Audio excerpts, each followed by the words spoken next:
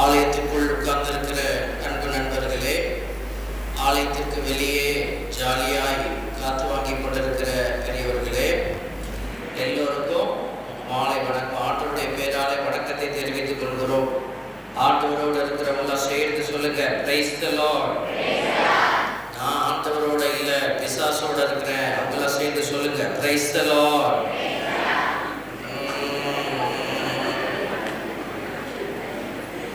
பிசாசு ஊர்ல இருக்கிற மேமூர்ல இருக்கிற எல்லா பிசாசும் எங்க இருக்கும்? எதா இருக்குது. உடனே பக்கத்துல ஒருத்தவங்க பாருங்க, ஆமா மாமியார் தான் சொல்றேன். நான் மனுஷால சொல்லல. இந்த பேய் என்ன செய்யும்?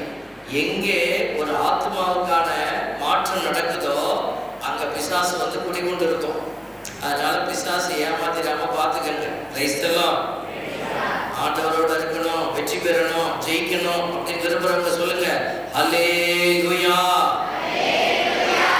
ஆமா, வெற்றி பெறவங்க வெற்றி பெறட்டும். ஜாமி, நான் தோத்து நரகத்துக்கு போறேன், எனக்கு ஒரு பிரச்சனையும் இல்லை. நல்லா கேட்டுட்டு சொல்லுங்க, நரகத்துக்கு போகணும்னு விருப்பம் தான் சொல்லுங்க. Price the Lord. என்ன ஆசைப்பட்டுதான் சொல்றீங்களா? நரகத்துக்கு போறதுக்காகத்தான் இவ்வளவு பெரிய கோயிலா, இவ்வளவு பெரிய விழாவா? எங்கிருந்தோ உட்கார்ந்திருந்த சாமியார உங்க ஃபாதர் கூட்டிட்டு வந்து இங்க பேச விட்டது எதுக்கு? உங்களால நரகத்துக்கு அனுப்பவா? உங்களை நரகத்துக்கு அனுப்ப கூடாதுங்கிறதுக்கு தான் ஆண்டவர் இவ்வளவு பெரிய வேலை செய்யறாரு. அன்னை மரியாள் இவ்வளவு பெரிய வேலை செய்யறாங்க.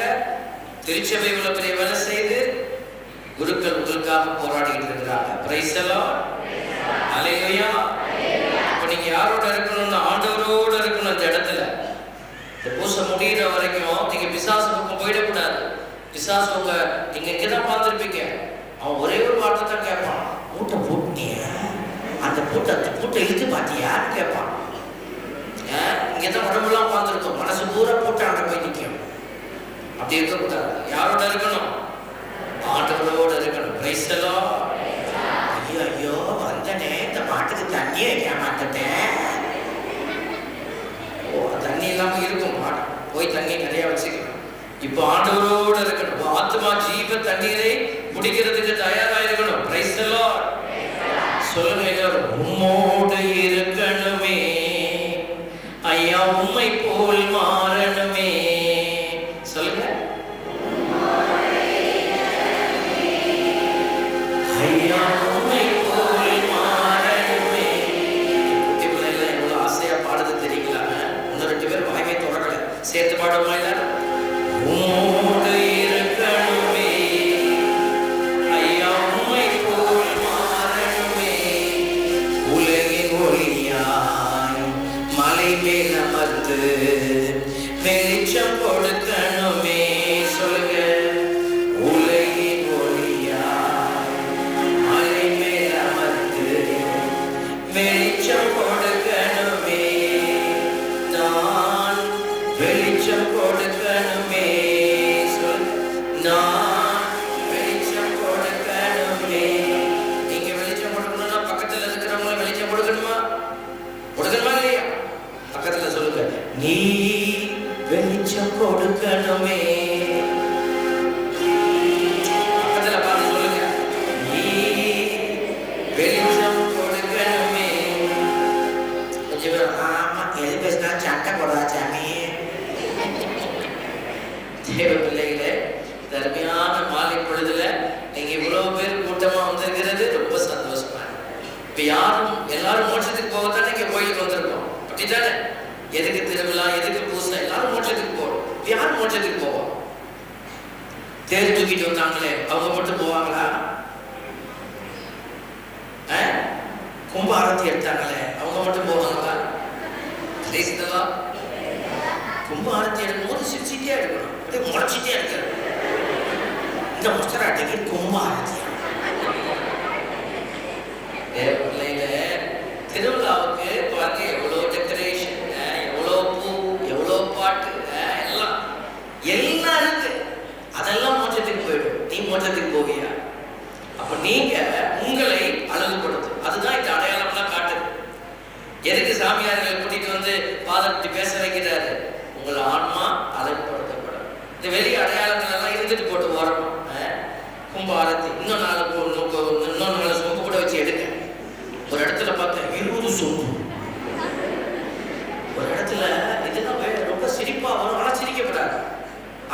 தாக்கால பார்த்தீங்கன்னா நான் எவ்வளோ சீரியஸாக நாங்கள் சாமியை ஆரம்பிட்டோம். நீங்கள் பரவாயில்ல நல்லா எடுத்துட்டீங்க. ஒரு இடத்துல பார்த்தீங்கன்னா ஒருத்தி இப்படி போவோம், ஒன்று இப்படி போவோம். ஆனால் நம்ம சிரிக்கப்படாது. சாமியை ஏன்னா கேமரா போயிட்டு அதனால ஒரு இடத்துல அந்த இப்போ கூட இவங்க வந்து அந்த தேங்காய்க்கு மேலே ஒரு பூ சிண்டுக்கு ஒரு பூ போட்டிருந்தாங்க. அந்த தேங்காய் சிண்டு இருக்குல்ல, அந்த சிண்டுக்கு ஒரு பூ யார் சொல்லி கொடுத்தா எனக்கு தெரியாது. அந்த ஒரு இடத்துல பார்த்தீங்கன்னா அந்த கொண்டைக்கு மேலே சூடத்தை வச்சு கொளுத்தி விட்டாங்க. இந்த பார்வைகளால் வேகமாக பார்த்ததில்ல மங்கள.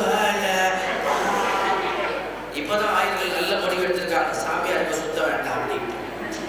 அப்போ வந்து சாமியாருக்கு அவங்க மங்களாரத்தை எங்களுக்கு எடுத்துட்டு நான் எங்ககிட்ட கொடுப்பாங்க, நாங்கள் அந்த சொம்பை வச்சுக்கிட்டு சுத்தணும்.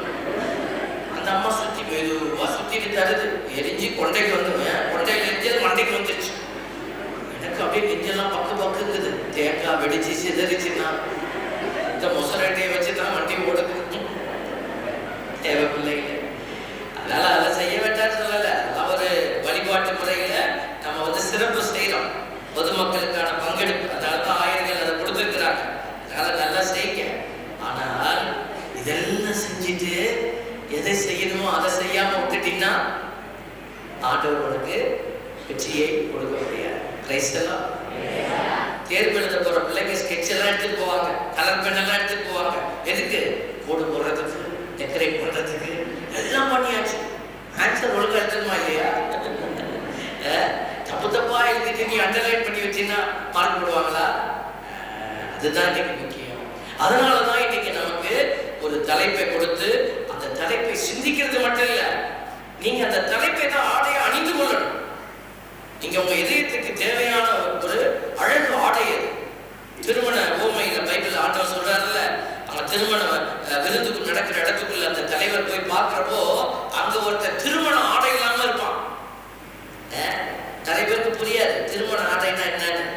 அதாவது அந்த திருமணத்திற்கு தகுதி உள்ளவர்களா இருக்கணும், மோட்சத்துக்கு போறதுக்கு தகுதி உள்ளவரா இருக்கணும். அவன் கேட்பாரு, எங்கப்பா அவன் திருமண ஆடை காணமேட்டு. அவன் பேக் முழிப்பான். அவனை சொல்வார், அவனை தூக்கி வெளியே எறியுங்கள், அங்கே அழுகையும் பட்கடிப்பும் இருக்கும், நரகத்துல தூக்கி போடு. இந்த திருமண ஆடை அணிந்து கொள்வதுதான் நம்முடைய தேவை. அதுக்குத்தான் ஆண்டவர் இந்த வழிபாட்டு முறைகள் எல்லாம் கொடுத்திருக்கிறாரு.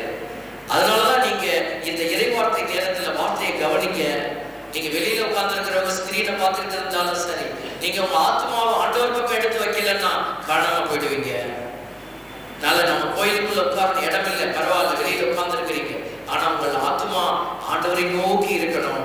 இன்னைக்கு அருமையான ஒரு தலைப்பை வந்து ஆண்டவர் நமக்கு ஃபாதர் வழியா கொடுத்திருக்கிறாங்க. நம்பிக்கையின் சிகரம் அன்னை மரியா. நம்பிக்கையின் சிகரம், அதுவும் கார்மேல் மாதம். கார்மேல் மாதம் பாருங்களேன், இந்த கார்மேல் அன்னை, எல்லா அன்னையும் ஒரு அன்னை தான். அந்த இடத்தின் பொருட்டு ஒரு பேர் வச்சிருக்கிற மாதாவுக்கு. அப்ப அந்த கார்மேல் அன்னையினுடைய விழாவில் ஒரு நம்பிக்கையின் சிகரம் இந்த தாய் மரியா. இந்த நம்பிக்கை அப்படிங்கிற வார்த்தையை நம்ம தேடி பார்க்கிறோம். நம்பிக்கை என்ற வார்த்தையை பைபிளுக்குள்ள போய் தேடி பார்க்கும் பொழுது ஒரு பாடம் நான் எடுக்கிறேன் பாருங்களேன், தெரிஞ்சுக்கங்க. நீங்க இதெல்லாம் மனப்பாடமா மனசுக்குள்ள வைக்கணும்னு அவசியம் இல்லை. காதுல கேட்டு மனசுக்குள்ள கொண்டு போய் தெரிஞ்சுக்கிட்டா போதும், அறிவுக்கு தெரிஞ்சா போதும். பாருங்க, எனக்கு இதெல்லாம் சொல்லி கொடுக்குறோம், இதெல்லாம் இருக்குது. கிரேக்க மொழி, புதிய ஏற்பாடு வந்து கிரேக்க மொழியில எழுதினாங்க.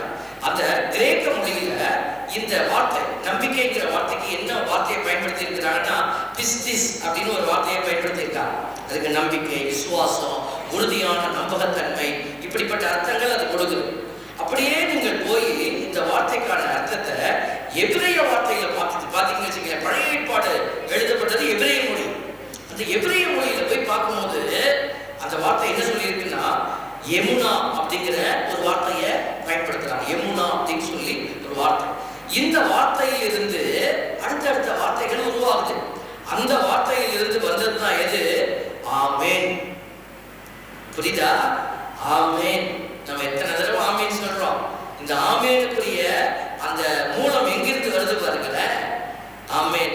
இதெல்லாம் உங்களுக்கு எல்லாம் ஒன்றும் தெரியாது சாமி, நமக்கு மாடு இருக்கு சாமி, கண்ணு இருக்கு சாமி. கொஞ்சம் மண்டையில இருக்கிற மூளையில இதை போட்டு வைங்க.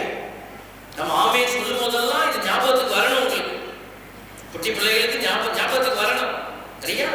அப்ப பாருங்க, தொடக்க நூல் 15:6 இந்த வார்த்தையை நம்ம பார்க்கிறோம். தொடக்க நூல், பைபிள் தொடக்க நூல் இருக்குல்லையே, ஆரம்பத்துல அதுலயே 15 ஆபிரகாம் ஆண்டவர் மீது நம்பிக்கை கொண்டார்.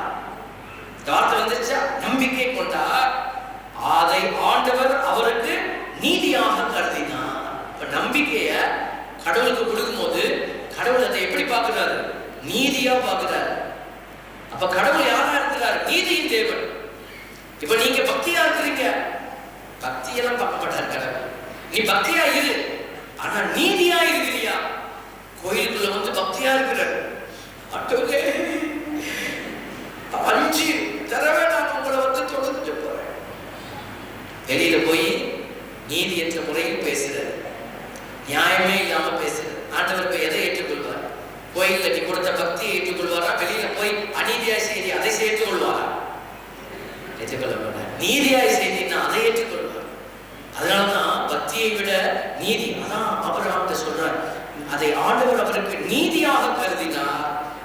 அந்த நம்பிக்கைங்கிற வார்த்தை இருக்கு பார்த்தீங்களா, அந்த வார்த்தை முன்னாள் சொன்ன பார்த்தீங்களா, அந்த வார்த்தையில் இருந்து வந்த அமான் அப்படிங்கிற ஒரு வார்த்தை தான் அந்த இடத்துல பயன்படுத்தி இருக்கிறார். அந்த வார்த்தையுடைய டெரிவேஷன் சொல்லுவாங்க, அதுல இருந்து தான் இது வருது. அப்போ இந்த வார்த்தையினுடைய அடுத்த அர்த்தம் என்ன அப்படின்னா, இந்த வேரில் இருந்து ரூட் வேர்டுன்னு சொல்லுவாங்க, வரக்கூடிய வார்த்தை தான் ஆமென். அன்னை மரியாள் அந்த வானதூதருக்கு முன்னாடி என்ன சொன்னாங்க? ஆமென் அப்படின்னாங்க. அப்படியே ஆகட்டும், உன் சித்தத்தின்படி நடக்கட்டும் அப்படிங்கிற வார்த்தைக்கான ஒரு ஆழமான அர்த்தம் இது, ஆமென். நம்ம எல்லா ஜெபத்தையும் முடிக்கும் போது எப்படி முடிக்கிறோம்? ஆமென் அப்படின்னு முடிக்கிறோம். கேட்கிறவங்க எல்லாம் சேர்ந்து சொல்லுங்க, ஆமென். நீ ஆரம்பிக்கும் போதே நான் தூங்க ஆரம்பிச்சிட்டேன், அவங்க மட்டும் சொல்லுங்க, ஆமென். கண்ணு முடிச்சுட்டே இருக்கிற நீ இப்படி நீயும் சொல்லிக்கிறிய. ஆமா, தூங்கிடக்கூடாது. பிசாசு என்னமோ சொல்றாரு, ஒண்ணுமே புரியல. கேட்டு பாருங்க, எல்லாமே புரியும். Price the Lord. சொல்லுங்க, வாயை திறந்து ஒரு தடவை பிரைஸ் தி லார்ட். இயேசுவே நன்றி, ஹalleluya. இந்த வார்த்தையை அடிக்கடி இதெல்லாம் சொல்லிக்கிட்டே இருக்கணும் வீட்டுல. அப்படி அடிக்கடி சொல்லிட்டு இருக்கீங்கன்னா பிசாசு பக்கத்திலேயே வராது. அதனாலதான் ஆண்டவருடைய பாருங்க, இந்த விவிலிய வரையறை நம்பிக்கைன்னா என்ன அப்படின்னு சொல்லி பைபிள்ல ஒரு வசனம் இருக்கு, எபிரேயர் 11:1. நம்பிக்கைன்னா என்னன்னு தெரியுதுல்ல, சும்மா நம்பிக்கை நம்பிக்கை நம்பிக்கைன்னு சொல்லிட்டு போறோம். நம்பிக்கைன்னா என்ன? நம்பிக்கை என்பது நாம் எதிர்நோக்கி இருக்கும் அந்த காரியம் கிடைக்கும் என்ற உறுதி, கண்ணால் காண முடியாதவை பற்றிய ஐயமற்ற நிலை. நம்ம எதை எதிர்நோக்கி இருக்கிறோம்? ஆண்டவர் போய் பார்ப்போம், மோட்சத்தில் அவரோட இருக்கும், அதுதான் நம்மளுடைய நம்பிக்கை. அப்ப ஆண்டவரை காணக்கூடிய பாக்கியம், பிரைஸ் தி லார்ட். அதை உங்களுக்கு கண்ணால காண முடியல. மோட்சம் எப்படி இருக்கு, ஆண்டவர் எப்படி உட்கார்ந்து இருக்கிறார், யார் யார் அங்க நிற்கிறார் தெரியாது, ஆனா நம்புறோம். நமக்கு முன்னாடி வாழ்ந்த நம்முடைய தாய் தந்தை, நம்முடைய தாத்தா பாட்டி, இவங்கெல்லாம் எங்க போயிருக்காங்க? அந்த ஆண்டவர்கிட்ட போயிருக்காங்க. அவங்கெல்லாம் ஜெயிச்சு வெற்றி பெற்று ஆண்டவரோட இருக்கிறாங்க, நம்ம நம்புறோம். அப்ப அவங்கள கண்ணுல காண முடியல, அதுதான் நம்பிக்கை. அவங்க வெற்றி பெற்று இருக்கிறாங்க, ஆண்டவரோடு இருப்பாங்க அப்படின்னு நம்ம நம்புறோம். பார்த்தீங்களா, அந்த காண முடியாதவை பற்றிய ஐயமற்ற நிலை. அதனாலதான் நீங்க இத்தனை ஆண்டுகள் இந்த நம்பிக்கையை பிடித்து கொண்டு இங்கே ஒரு ஆலயத்தை கட்டி, அந்த ஆலயத்திலே இந்த நம்பிக்கைக்கு நீங்க என்ன செய்றீங்க? நீங்க நம்பிக்கையை வளர்க்கிற ஒரு இடமாக வைத்திருக்கிறீங்க. இந்த நம்பிக்கை அன்னை மரியாளிடம் இருந்து ஆண்டவருக்கு கிடைத்து, ஆண்டவரிடமிருந்து அன்னை மரியாள் பெற்றுக்கொண்டு, அன்னை மரியாள் சீடர்களுக்கெல்லாம் கொடுத்து வளர்த்தெடுத்தாங்க. இதுதான் நம்ம பைபிள்ல நிறைய இடத்துல மரியாளுடைய அந்த நம்பிக்கையை நம்ம பார்க்கிறோம். இப்போ நம்பிக்கை அப்படின்னா என்னன்னா, சும்மா ஏதோ யோசிக்கிற மண்டைக்குள்ள எழுதி வச்சுக்கிறது இல்லை. நம்பிக்கை நம்பிக்கை நம்பிக்கையா இருக்கணும்ப்பா, நம்பிக்கையா இருக்கணும், சும்மா வாயில சொல்றது இல்லை. நம்பிக்கை என்பது அறிவால் மட்டும் ஏற்றுக்கொள்ளப்படும் கருத்து அல்ல. இறைவனின் வாக்குறுதிகளை முழுமையாக நம்பி அவரிடம் தன்னை ஒப்படைத்து அந்த நம்பிக்கைக்கு ஏற்ப வாழும் வாழ்க்கை முறை, இதுதான் நம்பிக்கை. ஆண்டவர் சொல்றார், இந்த வருஷம் நீங்க தேர் எடுக்க கூடாது. ஆண்டவர் சொன்னா நீங்க என்ன செய்யணும்? கேட்கணும். அதான் நம்பிக்கை.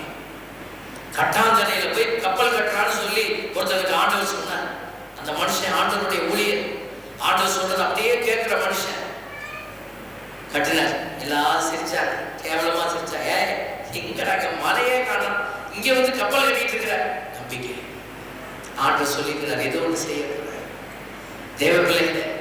இன்னைக்கு ஆண்டவர் என்ன சொல்றாருன்னு நம்ம கேட்கறது இல்லை. நான் என்ன சொல்றேனோ அதை கேளு ஆண்டவர் அப்படின்னு நம்ம தான் ஆண்டவருக்கு கண்டிஷன் போடுறோம். திருவிழாக்கள் எல்லாம் நம்ம தான் கண்டிஷன் போடுறோம். ஃபாதர்ஸ் வந்து உட்காரும்போது சொல்லுவாங்க, இல்லை இந்த திருவிழாவில் இது கொஞ்சம் தப்பா தெரியுது, இது வேண்டாமே அப்படி சொல்லுவாங்க. அப்போ ஃபாதர், இந்த ஊரோட பாரம்பரியம், நாங்க அப்பையிலேருந்தே கோணம் கட்டி டான்ஸ் ஆடித்தான் நாங்க போவோம். அதுதான் எங்களுடைய நிறைய திருவிழாக்கள்ல வேதனையான விஷயம் நடக்குது. வேதனையான விஷயம், குடிச்சுட்டு ஆடிட்டு கடவுளுக்கு மகிமை கொடுக்க வேண்டிய பிள்ளைகள் இந்த கடவுளுடைய பேரால அவமானத்தை கொடுத்துட்டு இருக்கோம். ஒரு ஊர்ல திருவிழா கொடி ஏற்றுறோம், நான் தான் கொடி ஏற்றுறேன்.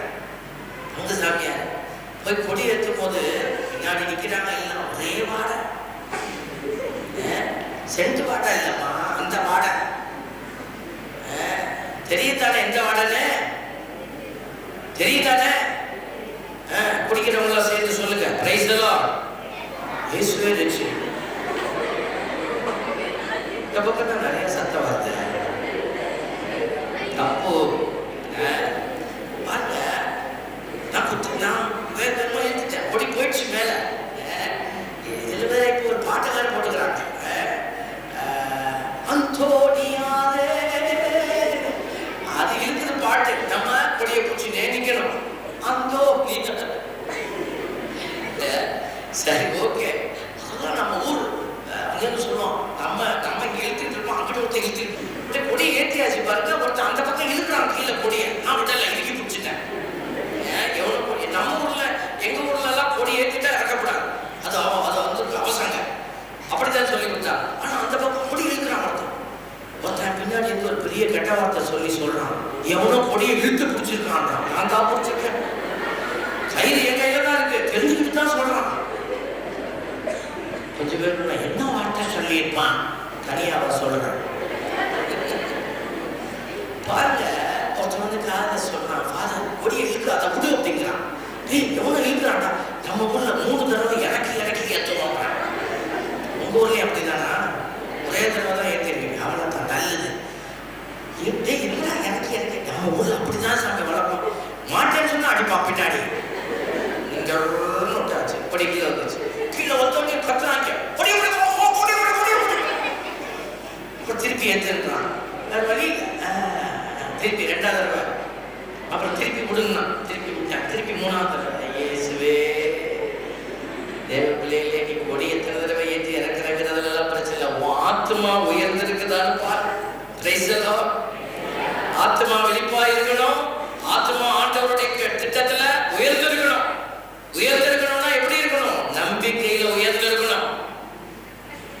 பாருங்க, இன்னைக்கு அதனாலதான் ஆண்டவர் அன்னை மரியாதை இன்னைக்கு நம்பிக்கையை முன்மாதிரியா வச்சு பேசிட்டு இருக்கிறோம். அன்னை மரியாதை நீ தேர்தல வச்சு தூக்கிட்டு வந்தீங்க, ரொம்ப எனக்கே கஷ்டமா இருந்துச்சு. இவ்வளவு பெரிய பேரை தோல்ல தூக்கிட்டு வராங்க, நான் கூட ஏதோ மாடத்தான் தூக்கிட்டு வருதோன்னு பார்த்தேன், எப்பதான் மனுஷங்க தூக்கிட்டு வராங்க. சந்தோஷமா இருக்குது, நீங்க தூக்கிட்டு வந்தீங்க. அந்த வழியை விட, தூக்குறவங்களுக்கு தெரியும் தோல் வலிக்கும், அந்த வழியை விட இந்த நம்பிக்கையை தூக்கிக்கிட்டு போற வழி இருக்கு பாருங்க, அது ஜாஸ்தி.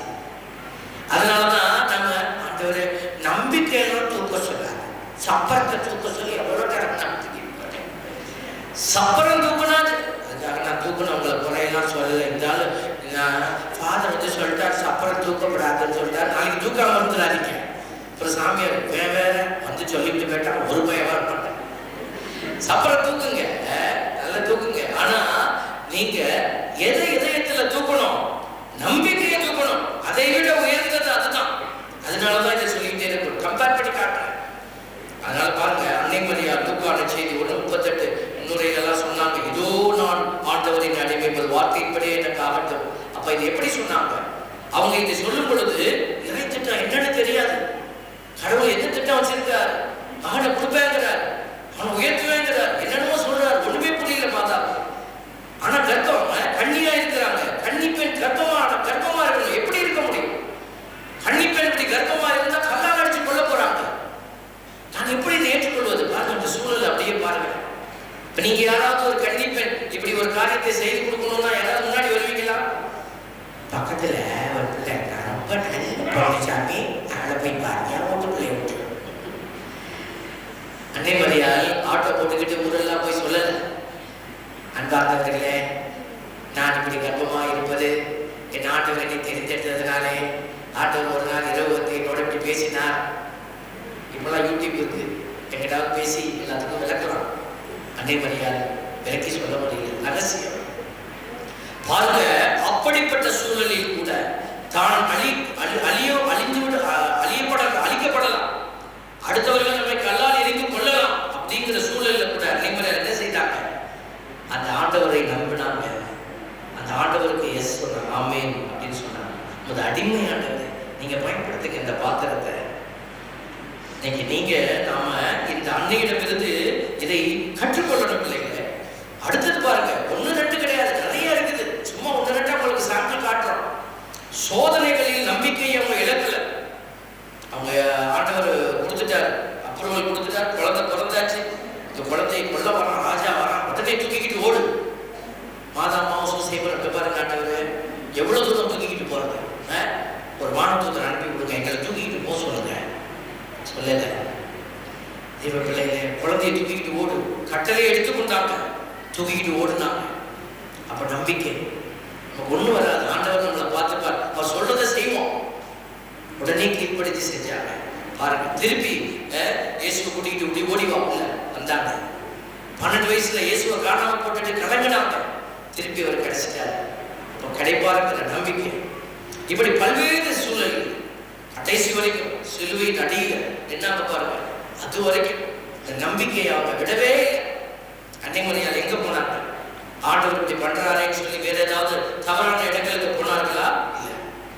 அன்னை மரியாள் தன் தகுதியை விட்டு எழுந்து போகவில்லை, தகுதியை விட்டு விலகி செல்லவில்லை. கடவுள் எந்த தகுதியில என்னை தெரிந்தெடுத்தாரோ அதே தகுதியில நான் இறுதி வரை இருப்பேன் அப்படின்னு நின்று ஜெயிச்சாங்க. வெற்றி பெற்ற தாயை தான் இன்னைக்கு நம்ம பேசிட்டு இருக்கிறோம். நிறைய சபகாரங்க இன்னைக்கு நல்ல சபைகள்லாம் இருக்கு, அவங்க மாதாவை கனப்படுத்துறாங்க. ஆனா சில பேருக்கு என்ன பேசுறதுன்னு தெரியாது. சில சபைகள் உருவாகி அவங்க நம்ம வீட்டுக்குள்ள முதல்ல பைப் எடுத்துக்கிட்டு யார்தான் அவங்க குற்றப்படுத்துறாங்க? மரியாதை குற்றப்படுத்துறாங்க. மரியாதை காயப்படுத்துகிற குற்றப்படுத்துகிற எந்த ஒரு சபையும் ஆண்டவரிடமிருந்து வந்திருக்கவே முடியாது. பிரைஸ் தி லார்ட், ஹல்லேலூயா. திருச்சபை நம்மள எல்லாம் வெற்றி பெறுவதற்காக அழைத்து செல்லும். இந்த புனிதர்கள் அன்னை மரியாதை தொடங்கி எல்லா புனிதர்களும் வெற்றி பெற்றவர்களா தோல்வி அடைந்தவர்கள்? வெற்றி பெற்றவர்கள். இப்ப வெற்றி பெற்றவங்க தான் மோட்சத்துல போய் உட்கார முடியும். பைபிள்ல இருக்கு, உங்களுக்கு தெரியுமா? பைபிள்ல இருக்கு. எங்க இருக்குது? ஒரு அக்கா சொல்லிட்டாங்க, எல்லாத்தையும் நீயே சொல்லு சாமி. அடுத்த முறை நான் அந்த பக்கம் வந்தா நீங்க கேட்பேன், நீங்க தெரிஞ்சு வச்சுக்கணும். ஏன்னா நம்மளை ஏமாத்துறவங்க வருவாங்க இல்லையா? அப்ப நம்ம இல்லம்மா அப்படித்தான் சொன்னார், அப்படியே சொன்னார், நான் நடக்கிறதெல்லாம் சொன்னார் சொல்லிட்டு நீங்களே பின்னாடி போயிடாதீங்க தயவு செய்து. தவறான புரிதல் பாருங்க. திருவெளிப்பாடு 3:21 பைபிள் வச்சிருக்கிறோம், வாசிக்க பார்ப்போம். சத்தமா வாசிக்கும் சிஸ்டர், வேகமா போட்டுறாங்க, வாசிப்பாங்கன்னு நினைக்கிறேன். திருவெளிப்பாடு 3:21 வாசிக்க பார்ப்போம். சீக்கிரம் வாசிக்கிறவங்க மோட்சத்துக்கு போயிடுவீங்க. நான் வெற்றி பெற்று என் தந்தையின் அரியணையில் அவரோடு வீற்றிருப்பது போல. பாத்தீங்களா? யார் இதை சொல்றா? யார் சொல்றா? இயேசு ஆண்டவர் சொல்றாரு. இயேசு ஆண்டவர் எப்படி வெற்றி பெற்றாரு? அப்படியே ரெட்டை கால் போட்டு படுத்துக்கிட்டு சீடர்கள் இப்படி ஒரு ஆப்பிள் ஜூஸ், இங்கிட்ட ஆரஞ்சு ஜூஸ் இயேசு வாங்கி போய் குடிச்சுக்கிட்டு அப்படியே மோட்சத்துக்கு பின்னேறி போயிட்டாரா? இயேசு அப்படி போனாரா? கடைசியா இயேசு எப்படி செத்தாரு? அடிச்சாங்க, காயப்படுத்தினாங்க. பாத்தீங்களா? நான் வெற்றி பெற்று. எப்படி இயேசு வெற்றி பெற்றார் பாத்தீங்களா?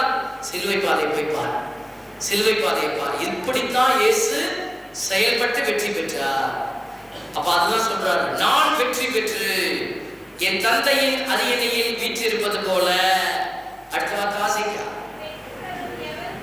வெற்றி பெறும் எவருக்குமே எனது அரியணையில் என்னோடு வீற்றிருக்கும் உரிமை அளிப்பேன். இப்ப மாதாமா வெற்றி பெற்ற தாயா இல்லையா? என்ன எல்லாரும் அப்படியே ரொம்ப சோகமா பார்த்துருக்கீங்க? சொல்லுங்க, மாதாமா வெற்றி பெற்றாங்களா தோல்வி அடைஞ்சாங்களா?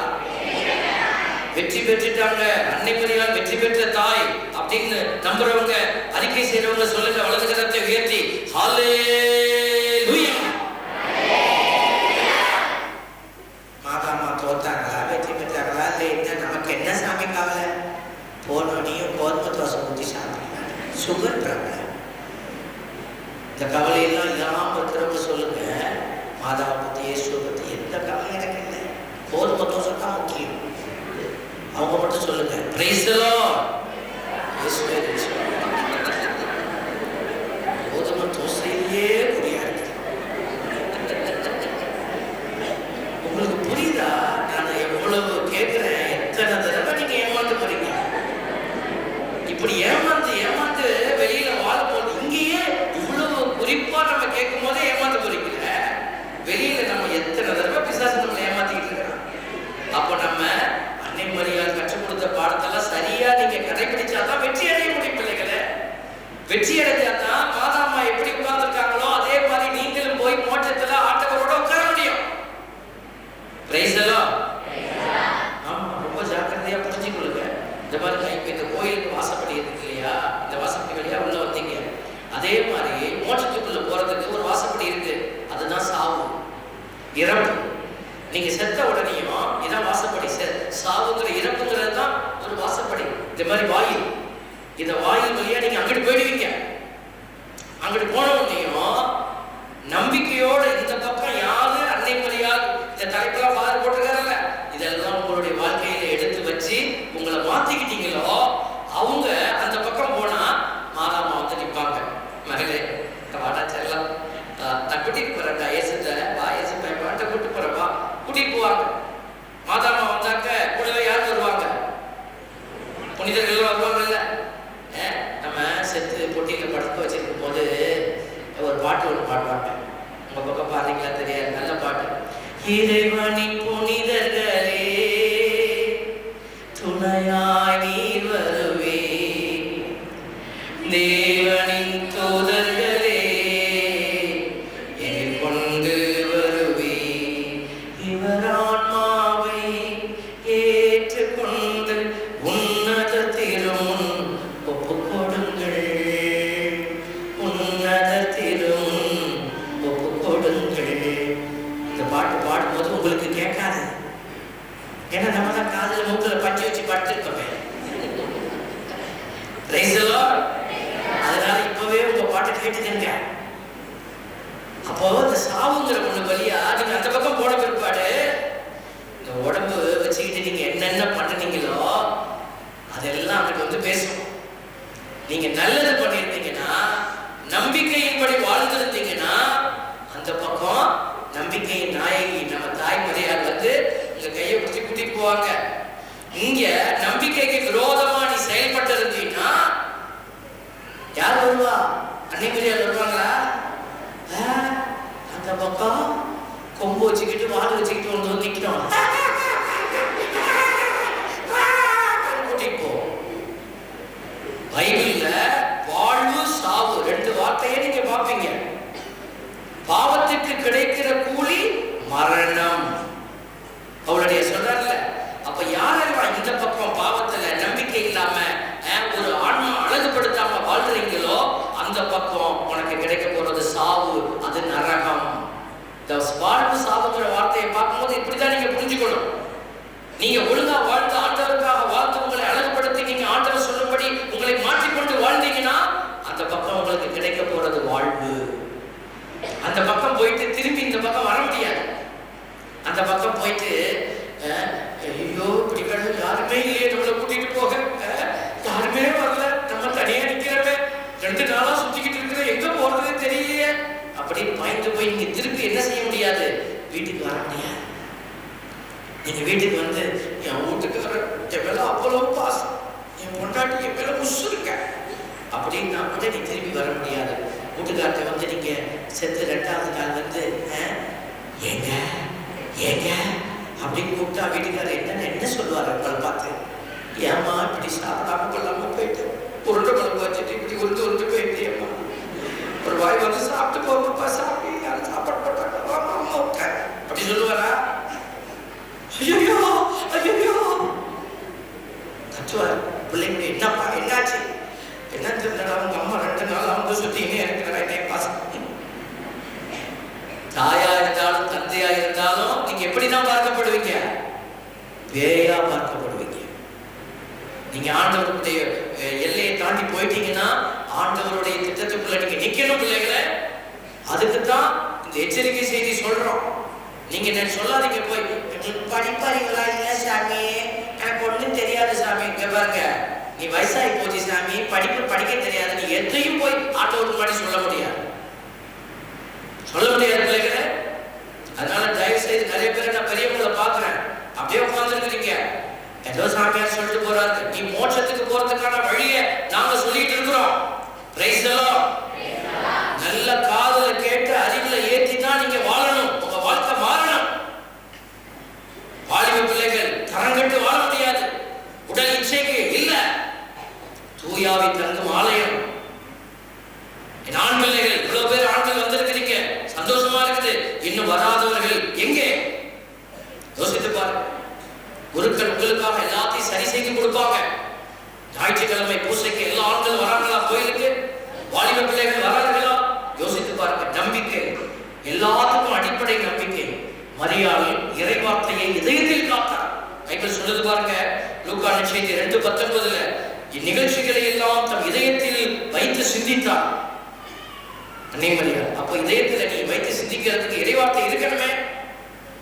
இன்னைக்கு நம்ம பிள்ளைகள் எல்லாம் பாருங்க, மரியாதை பத்தி நிறைய பேசிக்கிட்டே போலாம். ஆனா ஒரு திருமணத்துல அம்மா வந்து நம்பிக்கையோட தன் மகன் செய்வார் என்று வாக்குறுதி கொடுத்தாங்க, செய்கிறாங்க, செஞ்சாங்க. இப்படி எல்லாம் நம்பிக்கையோட அன்னை மரியாதை செஞ்சு முடிச்சுட்டு போயிட்டாங்க. இப்ப அவங்கள பத்தி நம்ம பேசுறதுல அர்த்தம் இல்லை, அவங்க ஜெயிச்சிட்டாங்க. நம்மளை பத்தி சிந்திப்போம். உங்ககிட்ட நம்பிக்கை இருக்குதா? யோசிச்சு பாருங்க. கோயிலுக்கு வரோம், நம்பிக்கை இருக்குதா? நற்கருணை வாங்குறீங்க, நம்பிக்கை இருக்குதா? இந்த வார்த்தையை நீங்க இன்னைக்கு கேட்டு பார்க்கணும் பிள்ளைகளே. உங்ககிட்ட உண்மையான நம்பிக்கை இருக்குதா பாருங்க. திருச்சபை இதைத்தான் போதிக்குது. கத்தோலிக்க மறைக்கல்வி நூல் 149 சொல்லுது, அன்னை மரியாள் நம்பிக்கையில் முழுமையான கீழ்ப்படிதலால் இறைவனின் ரட்சிப்பு திட்டத்தை ஏற்றுக்கொண்டவர். நீங்க ஏற்றுக்கொண்ட பிள்ளைகளா இருக்கிறீங்களா? இந்த திருவிழாவுக்கு நாங்க வருவோம் சாமி, எல்லாம் செய்வோம், அதுக்கப்புறம் நாங்க வாழ்க்கை முறையே மாறிடும் இல்ல. இந்த வாழ்க்கையும் ஆண்டவருடைய வார்த்தையும் ஒன்னா போகுது. நீங்க ரெண்டையும் மாத்தி வாழ முடியாது. பைபிளை பத்தி எனக்கு தெரியவே தெரியாது. நம்பிக்கையில நீங்க மைனஸ் மார்க் வாங்குறீங்க. எத்தனையோ பாடங்கள், எத்தனையோ புத்தகம் படிக்கிறீங்க. எத்தனை பேரு பைபிளை ஒரு முறையாவது முழுசா வாசிச்சிருக்கிறீங்க? கை தூக்கி காட்டுங்க. நான் பைபிளை முழுசா ஒரு தடவை வாசிச்சு முடிச்சுட்டேன் அப்படி சொல்றவங்க வாசிச்சு காட்டுங்க. கை தூக்கி காட்டுங்க. 1 2 3 4 4 5 சரி, ஒரு 10 பேர் வச்சுக்கலாமே. 10 பேர் வச்சுக்கலாம். வெளியில உட்காந்து மற்றவங்களுக்கு நான் வாசிக்க தெரியாதா? படிக்கிறீங்கல்ல, எவ்வளோ பாட புத்தகத்தை படிக்கிறோம். வயசு எத்தனை வயசு? 15 வயசு, 20 வயசு, 30 வயசு. ஏன் இத்தனை வருஷமா நம்மளால இந்த பைபிளை வாசிச்சு முடிக்க முடியல? தெரியாம இல்லை, வாசிக்க தெரியும், ஆனா நம்ம விரும்பல. அப்ப உன்னை நம்பிக்கையில வழி நடத்துவது இந்த பைபிள் தானே. அப்ப நம்ம ஏன் ஒரு முயற்சி செய்யக்கூடாது? இந்த திருவிழாவில் ஒரு சின்ன ஒரு நம்பிக்கைக்கான ஒரு முயற்சி. எது செய்யணும் எது செய்யக்கூடாதுன்னு தெரிஞ்சாதானே நம்ம ஒழுங்கா வாழுவோம். நம்பிக்கைக்கான வழி தெரிஞ்சாதானே நீங்க போவீங்க. இந்த ஊருக்குள்ள நீங்க பழகி வச்சிருப்பீங்க. இந்த ஊர் எப்படி இருக்கு, எது வழி, இருட்டா இருக்கும், லைட் இருக்காது, ஆனா அந்த வழியா நீங்க நேரம் போவீங்க. உங்களுக்கு தெரியும் இந்த பாதை அப்படியே போனா அந்த சத்துக்கு போயிடும். அந்த இடத்துல புளி இல்ல, அந்த இடத்துல குப்பை இல்ல, முள் இருக்காது, நடந்து போகலாம். பாருங்க, தெரிஞ்சு வச்சிருக்கிறீங்க. அப்ப நம்பிக்கையோட கால வைக்கிறீங்க, போறீங்க. அப்போ ஆண்டவர் கொடுக்கிற அந்த வார்த்தைகள் உனக்கு என்னென்ன தெரிஞ்சா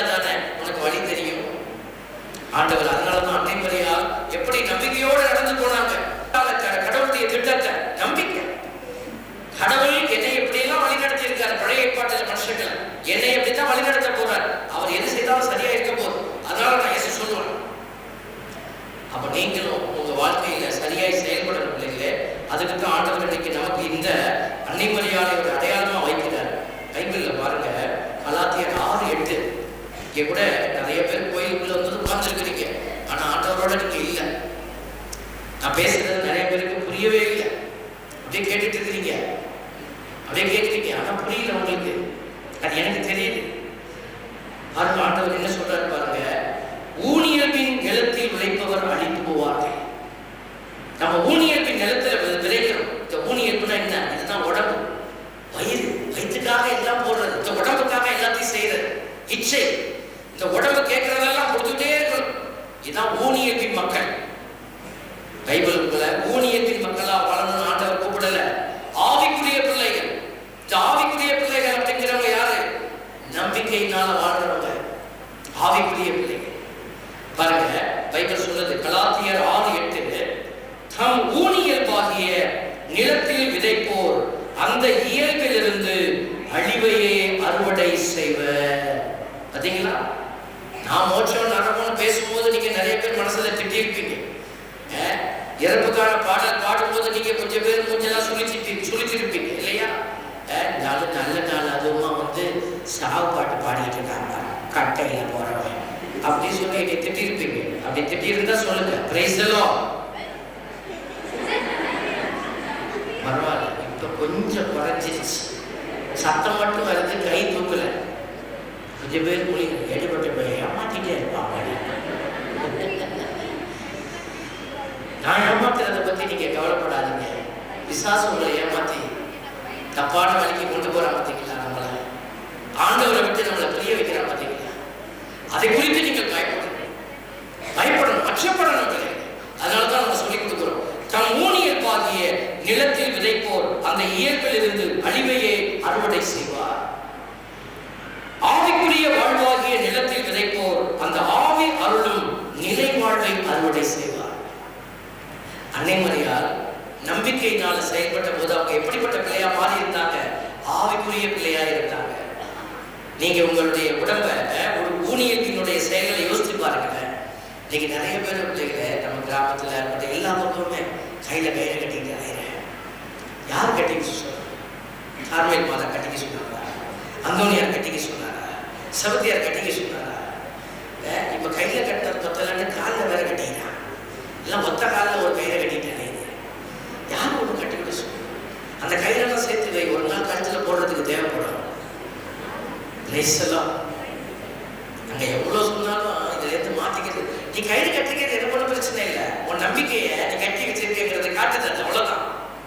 கயிறையே உன்னால அவுக்க முடியல, கட்டப்பட்டிருக்கிற நம்பிக்கையின்மையிலிருந்து எப்படி வெளியில வர போற? அதனாலதான் மந்திரத்துக்கு ஓடுறோம். கடவுள் இங்க இருக்காரு, கடவுள் நல்லா இருக்காரு, ஆனா வீட்டுல ஒரே நோயா கத்துட்டே இருக்க, ஒட்டன் மாத்தி ஒட்டன் படுத்துட்டே இருக்கிறோம். அதனால அங்க போய் சாமியார்ட்ட மந்திரிக்கிற, சாமியாருங்க என்ன பேச இல்லாம ஒட்டெல்லாம் படிக்கிறாங்க, இது போய் என்ன அப்ப போய் பண்ணணும் விஷயம்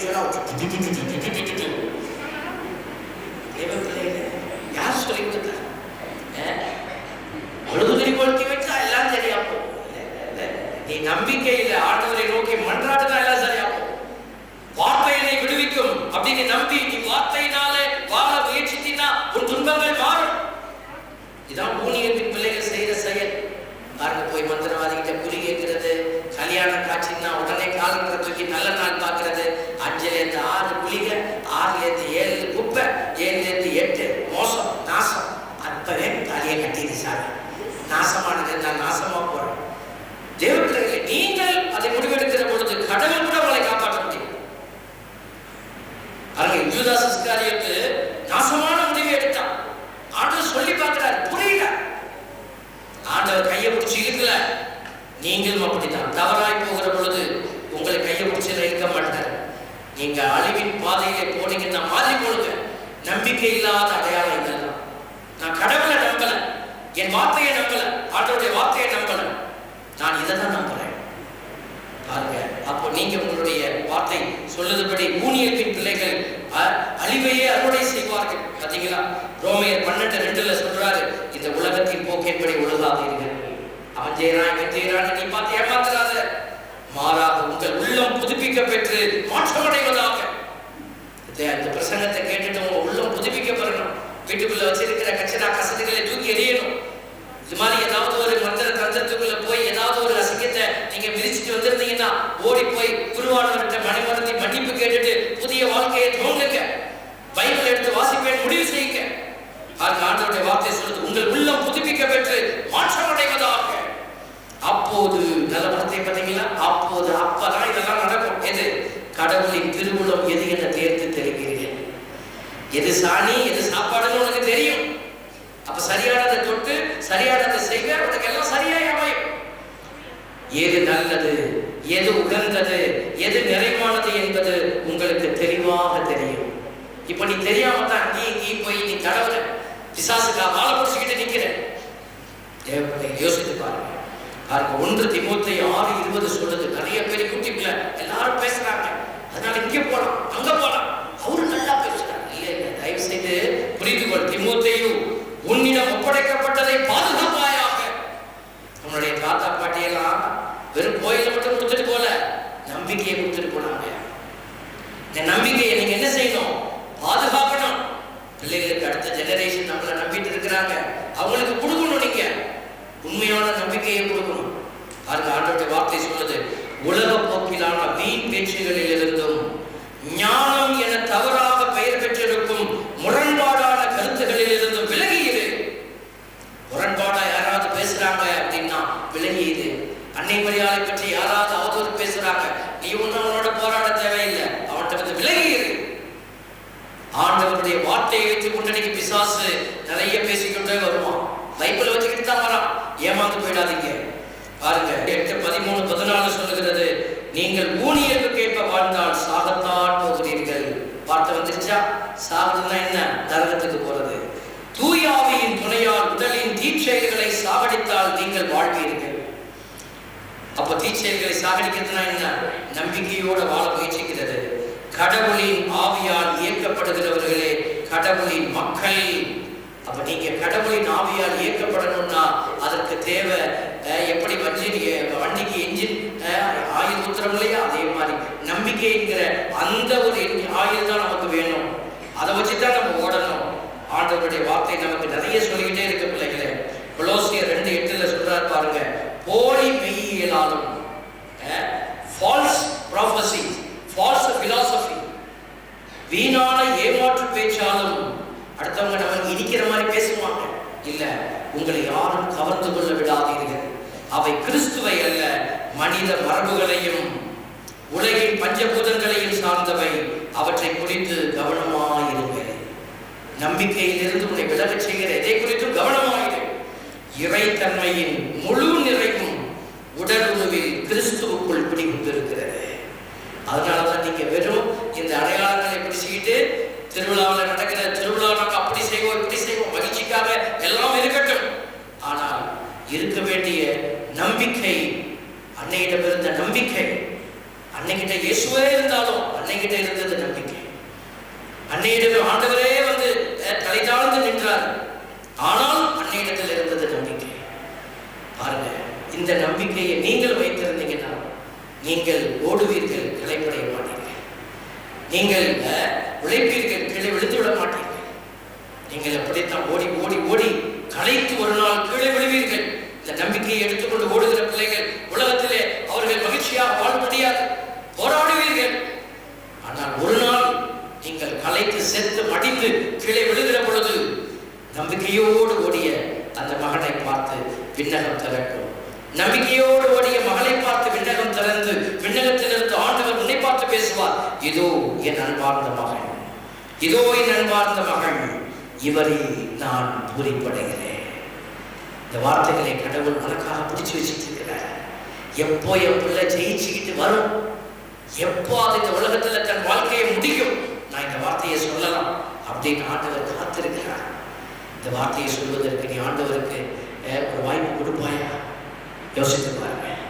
என் வாழ்க்கை போகுது சாமி, ஏதோ வாழ்றோம், நான் அதை சொன்னா நீ செய்வேன், இதை சொன்னா நீ செய்வேன். அப்போ ஆண்டவர் சொல்வதை நீ எப்போ செய்ய போறீங்க? என் அன்பு பிள்ளைகளே, திருவிழா என்பது வெறும் கொண்டாட்டத்தோடு மட்டும் அமைந்துவிடக்கூடாது. உங்கள் ஆத்மா நிறைவை கண்டுகொள்ளணும்.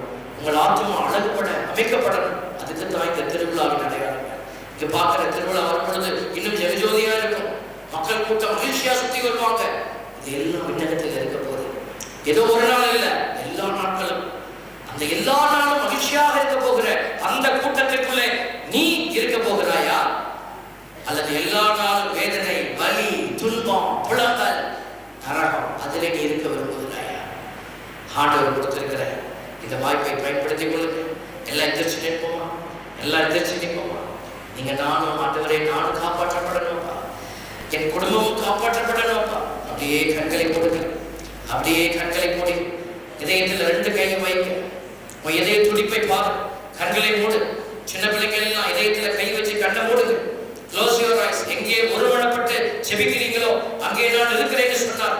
வெளியில நிற்கிறவங்க, நீ ஒருமனப்பாடு இல்லாமல் பிரிவினை ஏற்படுத்தினீங்கன்னா இதோ நீ சபிக்கப்படுவாய், ஆசீர்வாதத்தை இழந்து போவாய். பிள்ளையே, எங்க இருந்தாலும் இந்த வழிபாட்டோடு நீங்க இணைந்திருக்க.